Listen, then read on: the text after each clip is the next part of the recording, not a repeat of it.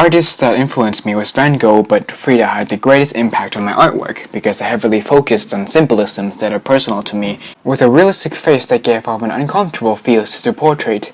Frida didn't have any specific styles, and so did I, because I used a variety of styles combined to create my portrait.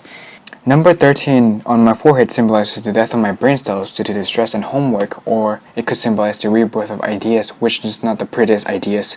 When I was in 5th grade, I went to US to study. That gave me a whole new perspective on a lot of things, so I look at the world differently now than before.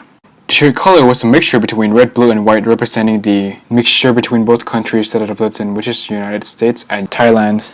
The outer space represented ideas and thoughts that surrounded me. The loose strings that were cut represented freedom, which is the most important thing that I'm trying to hold on to. Skin color was a pain to do. It took up most of the time that I had in my class. To mix a not even close skin color, I tried mixing the color on the canvas. Not a good idea for newbies. It almost turned into an impasto, which is the technique that I use for my background, influenced by Van Gogh. So I mixed the color first, then apply it. Something that was very helpful was to add soap to the color to make it easier to blend. I focused on using curved lines to create movement, showing freedom in my artwork.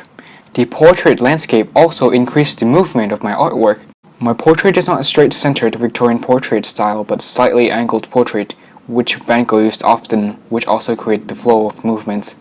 I tried to make my face as realistic as possible, but sadly I didn't grade my work, so the proportion of my face is messed up. That is something that I wish to redo. But overall, I'm satisfied because I learned a lot of new things about painting that I can use in the future. I'm sure that I could do it better if I didn't waste my time mixing my skin colors and graded my painting, but overall I'm happy with it.